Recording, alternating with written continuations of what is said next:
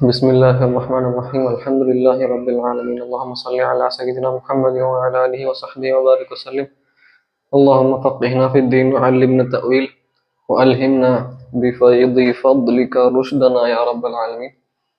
الحمدللہ اس سے پہلے ہم پچھلے درس میں توسل اور استغاثہ پر کچھ گفتگو کیے تھے۔ انشاءاللہ آج اسی گفتگو کے سلسلے کو آگے بڑھاتے ہوئے اور چند اس موضوع سے متعلق ہم گفتگو کریں گے انشاءاللہ۔ تو دیکھیے، ہم یہ بات سے پہلے کہے تھے کہ توسل الگ چیز ہے اور استغاثہ مختلف ہے۔ توسل اللہ تعالی سے ہی دعا کرنا ہے، لیکن کسی کا وسیلہ لے کر، کسی نیک بندے، یا ضروری نہیں ہے کہ بندے ہی ہوں، بلکہ ہم یہ بھی دیکھے تھے کہ اپنے نیکیوں سے بھی ہم ان کا وسیلہ لے کر دعا کر سکتے ہیں۔ اپنے نیکیوں کا وسیلہ لے کر، یا اللہ تعالیٰ کے اسماء حسنی، اللہ تعالیٰ کے صفات کے وسیلے سے بھی دعا کی جا سکتی ہے۔ ویسے ہی اولیاء صالحین انبیاء علیہ السلام، ان کے بھی وسیلے کے ذریعے اللہ سے دعا کی جا سکتی ہے۔ اور استغاثہ میں ہم دیکھے تھے کہ دعا جو ہے وہ بظاہر اللہ سے نہیں ہوتی ہے، بلکہ مخلوق سے دعا کی جاتی ہے، مخلوق سے مدد طلب کی جاتی ہے۔ ٹھیک ہے، استغاثہ کہیے، آپ استمداد کہیے، ایک ہی بات ہے، استغاثہ ہو کے استمداد۔ اب اس میں ہم گفتگو کیے ہیں تو ہم نے یہ دیکھا تھا کہ سلفی حضرات ہم پر جب الزام لگاتے ہیں کہ ہم جب غیر اللہ سے مدد مانگ رہے ہیں، صحیح عقیدے سے ہی کیوں نہ ہو، عقیدہ ہم نے کہا تھا کہ عقیدہ اگر درست ہے، آپ کا عقیدہ درست ہے، یعنی آپ کو پتا ہے کہ دینے والی ذات صرف اللہ تعالیٰ کی ہی ہے، آپ کا یہ عقیدہ ہے، لیکن عشق و محبت میں کیا ہے، انسان کبھی مجازی طور پر مخلوق سے بھی طلب کرتا ہے، چاہے مخلوق بظاہر زندہ ہو یا وصال کر چکے ہوں۔ تو ہم روزمرہ ہماری زندگی میں ہم لوگوں سے کچھ نہ کچھ مدد طلب کرتے ہیں، ہم کسی سے مال طلب کرتے ہیں، بھائی ذرا پیسہ دے دو، ٹھیک ہے، یا کوئی اور مدد طلب کرنا ہو، بھائی کوئی کام کر دو، کوئی آپ کا کام ہے، کوئی کام میں مدد کر دو، بھائی ذرا میرا ہاتھ بٹا دو، فلاں کام میں مجھے ضرورت ہے، تھوڑی سی میری یہاں پر آپ ہیلپ کر دیجیے۔ ہم زندگی میں روزمرہ ہم اپنے ساتھیوں سے، یا اپنے گھر میں بھائی بہنوں سے، یا والدین سے، کسی نہ کسی سے تو ہم مدد طلب کرتے ہی رہتے ہیں کوئی نہ کوئی کام میں۔ تو سوال یہ اٹھے گا کہ بھائی جب آپ سلفی حضرات جب ہم کو کہتے ہیں کہ بھائی آپ شرک کر رہے ہیں، آپ غیر اللہ سے مدد مانگ رہے ہیں، آپ وہ کہتے ہیں کہ آپ غیر اللہ سے مدد مانگنا یہ شرک ہے، غیر اللہ سے مدد یہ کیا ہے، شرک ہے، ان کا یہ کہنا ہے۔ غیر اللہ سے مدد اگر شرک ہے تو پھر وہاں پر کوئی امتیاز نہیں ہونا چاہیے، کوئی ڈفرینشیشن نہیں ہونا چاہیے، کوئی ڈسٹنگوشمنٹ نہیں ہونا چاہیے مخلوق میں، چاہے وہ زندہ ہو کہ مردہ ہو۔ تو ہم ان سے کہیں گے کہ دیکھیے، آپ اگر کہتے ہیں کہ غیر اللہ سے مدد مانگنا شرک ہے، تو پھر وہ چاہے زندہ ہو یا چاہے وہ مردہ ہو، بظاہر دونوں سے شرک ہونا چاہیے نا، ہے۔ لیکن ان کے پاس کیا ہے تصور، وہ کہتے ہیں کہ جس کا وصال ہو چکا ہے ان سے مدد مانگنا شرک ہے، لیکن جو زندہ ہیں روز ہم ان سے مدد مانگتے ہیں، جیسے ہم نے ابھی عرض کیا، اس قسم کے روز مرہ کی جو ہم مدد طلب کرتے ہیں، تو اگر زندہ ہیں تو وہ شرک نہیں ہے کہتے ہیں۔ تو ہم کہیں گے یہ کیا بات ہوئی، کیونکہ ہمارا عقیدہ تو یہ ہے کہ صرف اور صرف فاعل حقیقی کون ہے، فاعل حقیقی کون ہے، اللہ تعالیٰ ہے۔ ہمارا تو یہی عقیدہ ہے اہل سنت کا، ہم آگے تفصیل سے پڑھیں گے، اور کہ اللہ تعالیٰ ہی کرنے والا ہے، جو کچھ ہوتا ہے اس دنیا میں، چاہے وہ خیر ہو کہ شر۔ ہم ایمان مفصل میں ہی پڑھے، ایمان مفصل ہم چھوٹے رہنے سے پڑھتے آئے ہیں کم سنی سے، کہ آمنت باللہ و ملائکتہ و کتبہ و رسلہ والیوم الآخر والقدر خیرہ و شرہ من اللہ والبعث بعد الموت. میں ایمان لاتا ہوں اللہ پر، اس کے فرشتوں پر، اس کے آسمانی کتابوں پر، اس کے تمام رسولوں پر، اور آخری دن قیامت کے دن ہم کو اٹھایا جائے گا پھر سے اس پر، اور تقدیر پر، چاہے وہ اچھی ہو کہ بری ہو. بظاہر ہمارے اعتبار سے بات کریں گے کہ اچھا برا کیا ہوتا ہے، وہ آگے تفصیل سے بات ہوگی. لیکن تقدیر ہم کہتے ہیں کہ اچھا برا، گڈ اینڈ بیڈ، اللہ تعالیٰ کی طرف سے ہے اور کوئی کسی کی طرف سے نہیں ہے. تو جو بھی ہم کر رہے ہیں دراصل اللہ تعالیٰ ہی ہم سے کروا رہا ہے، یہ ہمارا عقیدہ ہے. تو چاہے زندہ ہو یا چاہے مردہ ہو، کرنے والا کون ہے، فاعل حقیقی کون ہے، اللہ تعالیٰ ہے، یہ ہمارا عقیدہ ہے. تو سلفی حضرات سے ہم سوال یہ کریں گے کہ دیکھیے بھائی، آپ جب فرما رہے ہیں کہ مردہ سے مانگنا ہی شرک ہے، یہ شرک ہوا یہ شرک نہیں ہوا، تو آپ یہ فرق تفریق کیوں کر رہے ہیں؟ کیا آپ کا یہ عقیدہ ہے؟ کہیں ان سے ہم کاؤنٹر کوشچن کریں گے کہ آپ کا عقیدہ یہ ہے کہ مردہ تو کچھ نہیں کر سکتا، لیکن زندہ اللہ تعالیٰ کے علاوہ اس میں کیا خود طاقت ہے کچھ کرنے کی، جس کی وجہ سے آپ کہہ رہے ہیں کہ وہ شرک نہیں ہوگا؟ آپ کو اگر ایماندار اعتبار سے آپ ایماندار بات کیجئے کہ اگر آپ کہہ رہے ہیں کہ مردے سے مانگنا شرک ہے، تو پھر زندے سے مانگنا بھی شرک ہو جانا چاہیے بائی ڈیفینیشن، کیونکہ آپ غیر اللہ سے مدد مانگ رہے ہیں. تو وہ یہاں پر ہم کو بتائیں گے کہ جی نہیں، ایسا نہیں ہے. مردے یہ تو بات ہو گئی، بات کلیئر ہو گئی کہ یہ ان کا جو قضیہ ہے، ان کی طرف سے جو یہ آرگیومنٹ پیش کیا جا رہا ہے کہ زندے سے مانگنا جائز ہے، مردہ سے نہیں مانگا جا سکتا. ہم یہ کہیں گے کہ نہیں، آپ غلط آرگیومنٹ پیش کر رہے ہیں، یہاں پر آپ عقل استعمال نہیں کر رہے ہیں. آپ مردے سے اگر آپ کہتے ہیں کہ شرک ہے مانگنا، تو پھر زندہ سے مانگنا بھی شرک ہونا چاہیے، ورنہ پھر بات اس کا امپلیکیشن نہیں ہوگا، نتیجہ یہ نکلے گا کہ کہیں آپ شرک کر رہے ہیں کہ زندہ خود سے دے سکتا ہے، مردہ خود سے نہیں دے سکتا، اللہ تعالیٰ ہی دینے والا ہے، لہٰذا مردے سے نہیں مانگا جا سکتا. جس سے جو دے سکتا ہے اس سے مانگا جا سکتا ہے، ایسا کچھ سمجھ میں آ رہا ہے آپ کے نظریے، آپ کی اس آرگیومنٹ سے.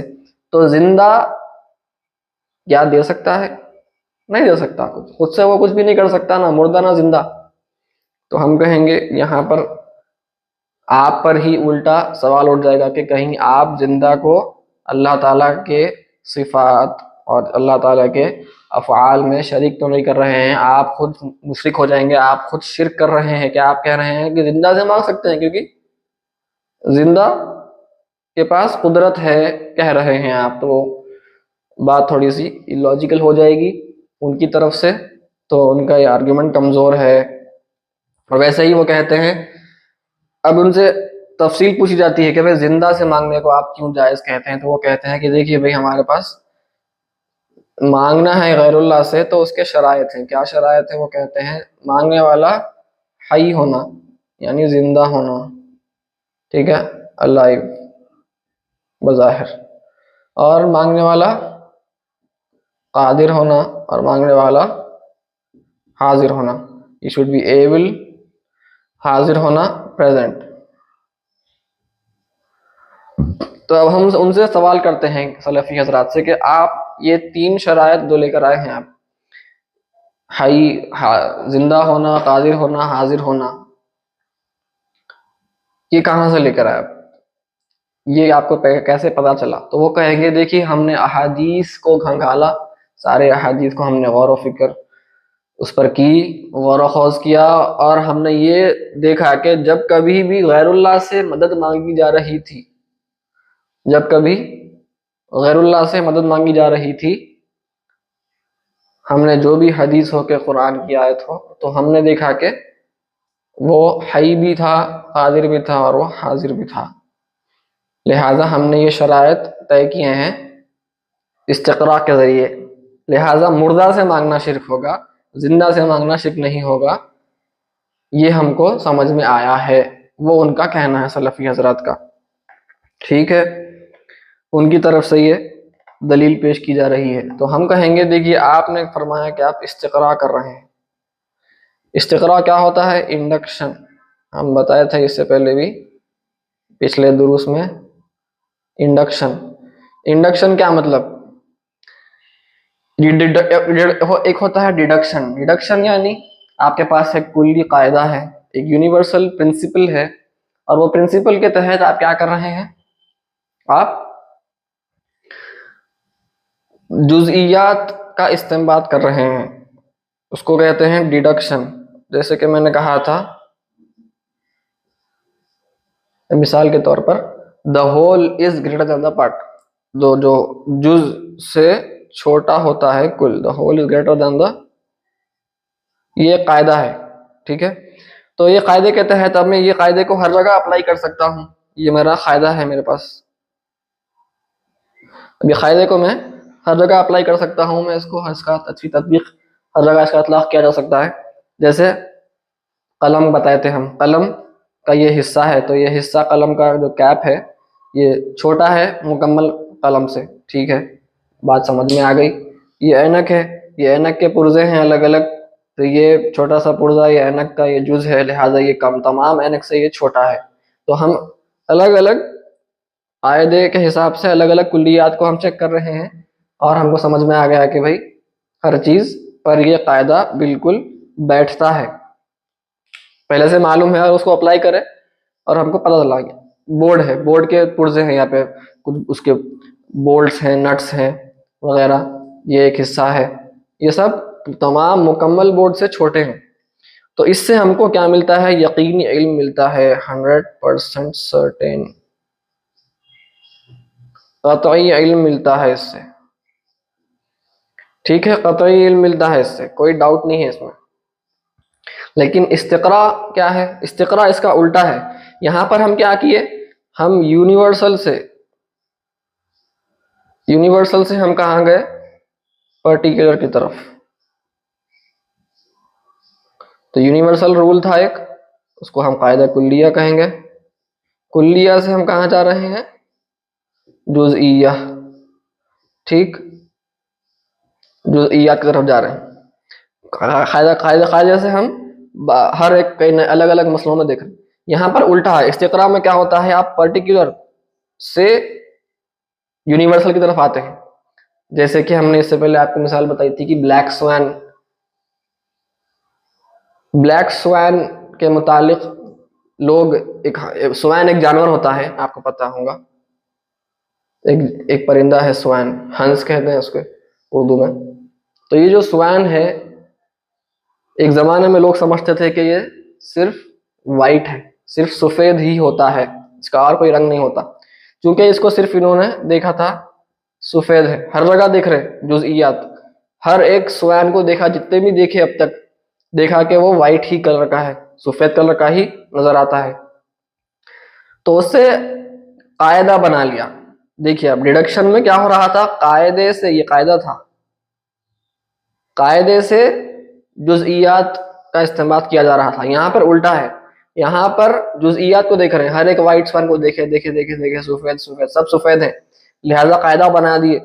اب قاعدہ بنایا جا رہا کہ تمام کے تمام سوانز جتنے بھی ہیں دنیا میں وہ سارے کے سارے وائٹ ہیں. تو ایک قاعدہ بنا دیا, یونیورسل قاعدہ.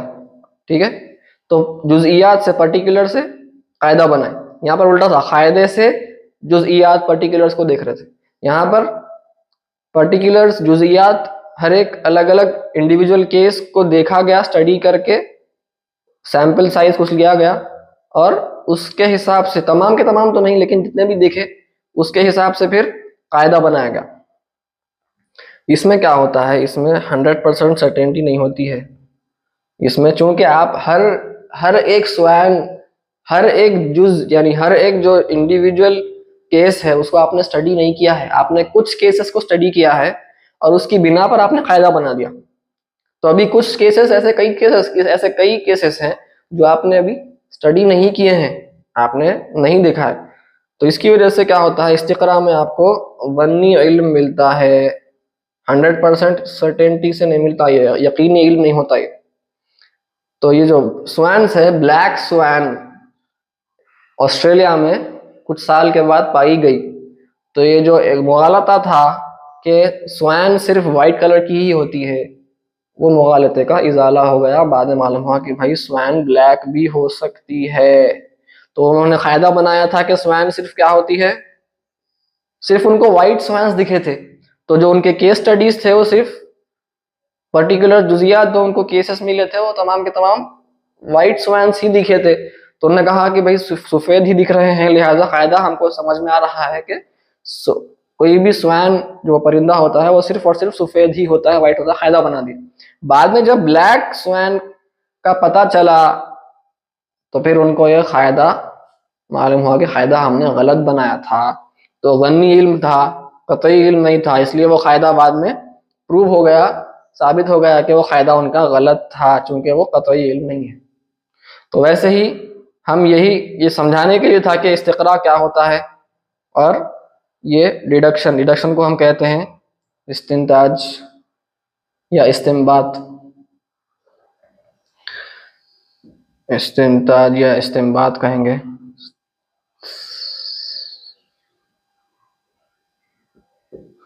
ڈیڈکشن، استقراء، انڈکشن۔ تو یہ سلفی حضرات نے فرمایا کہ بھائی ہم انڈکشن کر رہے ہیں، ہم تمام احادیث کو کیس بائی کیس پڑھے، ہر حدیث کو ہم کیس بائی کیس کرے۔ تمام حدیث شاید نہیں پڑھ سکے، وہ ہوتا، آپ ہر ایک چیز کو اکیلے اکیلے پڑھیں گے تو آپ ہر چیز کور نہیں کر سکیں گے۔ جیسے یہاں پر وہ سوائنس دیکھ رہے تھے، لیکن ہر سوائن، ہر ہنس کو وہ نہیں دیکھ سکے۔ بعد میں جو کچھ سوائنس جس کو انہوں نے نہیں دیکھا تھا پتا چلا بعد میں کہ بلیک ہیں۔ ویسے ہی سلفی حضرات بھی ہر حدیث کو دیکھ رہے ہیں، وہ ان کا دعویٰ ہے، وہ سمجھتے ہیں کہ انہوں نے ہر حدیث کو دیکھ لیا، اسٹڈی کر لیا، لیکن کچھ احادیث، کچھ آیات قرآنی ان سے مس ہو گئے۔ تو جو قاعدہ بنائے تھے، وہ قاعدہ کیا تھا ان کا؟ یہ تھا کہ حی ہونا ضروری ہے، قادر ہونا، حاضر ہونا، تب جا کر شرک نہیں ہوتا۔ تو ہم نے کہا بھائی آپ کا یہ قاعدہ جو ہے یہ آپ کا غلط ثابت ہوتا ہے۔ کیوں؟ کیونکہ مصنف ابن ابی شیبہ میں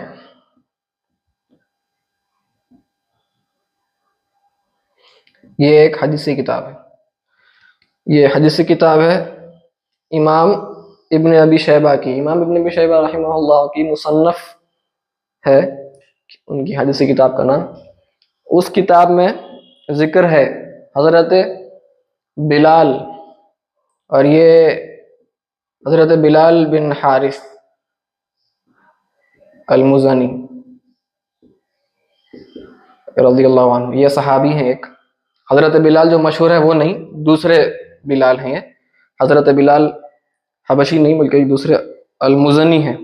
حضرت بلال بن حارث المزنی رضی اللہ تعالیٰ عنہ ایک صحابی ہیں، ان کا واقعہ ذکر ہے مصنف ابن شیبہ میں، اور اسی واقعے کو امام ابن حجر العسقلانی فتح الباری میں کوٹ کرتے ہیں۔ فتح الباری صحیح بخاری کی سب سے مشہور شرح جو ہے لا ہجرت بعد الفتح، فتح الباری۔ امام ابن حجر العسقلانی بہت بڑے امام ہیں حدیث کے، بلکہ ان کو کہا جاتا ہے کہ وہ امیر المؤمنین فی الحدیث ہیں، یہ بہت بڑا لقب ہے۔ سب سے ٹاپ لیول کا جو محدث ہوتا ہے اسے یہ لقب دیا جاتا ہے امیر المؤمنین فی الحدیث۔ تو آپ ابن حجر العسقلانی رحمہ اللہ تعالیٰ فرماتے ہیں، مصنف ابن ابی شیبہ کو کوٹ کرتے ہیں کہ یہاں پر ایک حدیث موجود ہے اس میں، اور اس میں حدیث میں یہ ذکر ہے کہ حضرت بلال بن حارث المزنی رضی اللہ عنہ حضرت عمر رضی اللہ تعالیٰ عنہ کے عہد میں، آپ کے دور خلافت میں قحط سالی آ گئی تھی، ڈراٹ ہو گیا تھا، پانی کی شدید قلت ہو گئی تھی، اشد قلت ہو گئی تھی۔ تو حضرت بلال بن حارث المزنی رضی اللہ تعالیٰ عنہ نبی کریم صلی اللہ علیہ وآلہ وسلم کے مرقد انور پر، روضہ اطہر پر حاضر ہوتے ہیں، اور آقا دو جہاں صلی اللہ علیہ وآلہ وسلم سے گزارش کرتے ہیں، ڈائریکٹ خطاب کرتے ہیں نبی کریم صلی اللہ علیہ وآلہ وسلم کو، اللہ تعالیٰ سے دعا نہیں کرتے، وہ نبی کریم صلی اللہ علیہ وآلہ وسلم سے ڈائریکٹ جا کر عرض فرماتے ہیں، عرض کرتے ہیں، عرض گزار ہوتے ہیں کہ اے آقا آپ دعا فرما دیجئے ہمارے لیے، شدید پانی کی قلت ہے، آپ کرم فرما دیجئے، دعا فرما دیجئے۔ تو پھر حضرت بلال رضی اللہ تعالی عنہ کو پھر خواب میں آقا دو جہاں صلی اللہ علیہ وآلہ وسلم کا دیدار انور ہوتا ہے، اور آقا فرماتے ہیں کہ ٹھیک ہے انشاءاللہ تمہاری دعا قبول ہو گئی، انشاءاللہ بارش بہت جلد اللہ تعالیٰ بارش فرمانے والا ہے، عمر کو کہہ دو کہ لوگوں سے اچھا پیش آئے، لوگوں کا خیال رکھے، وہ خلیفہ ہے، جتنا زیادہ ہو سکے خیال رکھے۔ حضرت بلال جاتے ہیں حضرت عمر رضی اللہ عنہ سے تمام واقعہ فرماتے ہیں، عرض کرتے ہیں کہ ایسا ایسا میں نے جا کے حضور سے دعا طلب فرمائی تھی، اور حضور تشریف لائے میرے خواب میں اور ایسا فرمایا۔ اب آپ دیکھیے، اور حضرت عمر نے پھر خوشی کا اظہار کیا، الحمدللہ میں پوری کوشش کروں گا کہ میں خلیفہ ہوں تو لوگوں کا، تمام لوگوں کا میں خیال رکھنے کی پوری کوشش کروں گا۔ اب اس میں دیکھیے آپ، حضرت بلال نے استغاثہ فرمایا تو حضرت عمر نے ان کو نہیں روکا، حضرت عمر خوش ہوئے کہ الحمدللہ بارش ہونے والی ہے۔ اب اس میں علماء جو متقدم علماء ہیں یا جو بڑے اکابر علماء ہیں، متاخر بھی ہوں اگرچہ، امام ابن حجر عسقلانی ہیں وہ بھی اس کو صحیح قرار دیتے ہیں، حضرت ابن سعد ہیں وہ بھی بڑے محدث گزرے ہیں، یہ حضرات تمام اس کو صحیح قرار دیتے ہیں۔ اب بعد کے کچھ حضرات ہیں جو سلفی حضرات کے وہ محدثین ہیں سلفی، تو ہم یہی کہیں گے کہ جب اتنے بڑے امام ابن حجر عسقلانی رضی اللہ عنہ رحمہ اللہ تعالی، جب آپ نے صحیح کہہ دیا تو اب ضرورت نہیں آتی کسی اور کی، ہم کو کسی کی ضرورت نہیں ہے، ہم کو کسی اور کے سرٹیفکیشن کی ضرورت نہیں ہے کہ حدیث صحیح ہے ضعیف ہے کیا ہے۔ اتنے بڑے امام ہیں، یہ امام ایسے ہے جس کو سلفی حضرات بھی تسلیم کرتے ہیں، جب انہوں نے فرما دیا تو بات ختم ہو گئی۔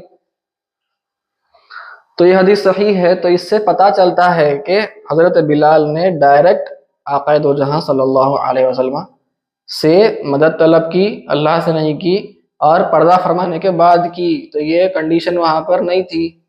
تو ہم کہیں گے سلفی حضرات سے آپ نے جو استقراء کیا تھا، آپ کا انڈکشن جو تھا وہ غلط ہو گیا۔ بات سمجھ میں آ رہی ہے انشاءاللہ؟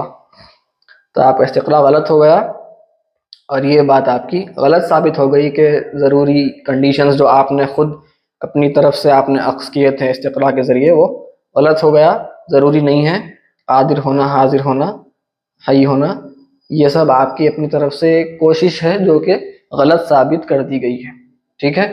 تو اصل تو آپ کو کہنا چاہیے تھا کہ زندہ بھی مردہ بھی دونوں سے مانگنا شرک ہی ہونا چاہیے، جو کہ وہ بھی غلط ہی ہوگا، کیونکہ ہم نے آپ کو اس سے پہلے درس میں بتا دیا ہے جب بندے اللہ سے مانگتے ہیں تو ہم یہ عقیدہ رکھتے ہیں کہ اللہ دینے والا ہے، اور ساتھ ہی ساتھ جب ہم اگر کوئی غیر اللہ سے مانگ بھی لے، ہم نے کہا کہ یہ نہیں مانگنا چاہیے، تفصیل پچھلے درس میں ہے آپ جا کے دیکھ سکتے ہیں، نہیں مانگنا چاہیے، اور خواص کے لیے ہے صرف، یہ عشق میں کوئی کچھ کہہ دے، محبت میں کوئی کہہ دے، کوئی مسئلہ نہیں ہے، لیکن عقیدہ درست ہے کہ صرف اللہ دینے والا ہے تو وہ شرک ہرگز نہیں ہو سکتا، یہ فقہی مسئلہ بن جائے گا۔ تو انشاءاللہ میں امید کرتا ہوں کہ بات سمجھ میں آ گئی ہوگی۔ اور ویسے ہی اس میں اور ایک بات یہ ہے کہ اگر جب یہ اتنی امپورٹنٹ چیز ہے تو استقراء کے ذریعے معلوم نہیں ہونا چیز، خیر یہ ایک الگ بحث ہے، زیادہ تفصیل نہیں جاؤں گا۔ میرے خیال سے آج کے لیے یہیں پر ہم اکتفا کرتے ہیں، اسی پر انشاءاللہ تعالیٰ اگلے درس میں ہم دیکھیں گے کہ سلفی حضرات کی طرف سے توحید کی تقسیم کی جاتی ہے، اور وہ تقسیم کیوں ہوتی ہے، کیا ہوتی ہے، اور وہ بھی استغاثات سے تعلق ہے اس کا، ہم اس پہ انشاءاللہ مزید روشنی ڈالیں گے۔ وصلی اللہ تعالی علی خیر خلقہ ونور عرشہ سیدنا محمد وعلی آلہ وصحبہ اجمعین والحمد للہ رب العالمین۔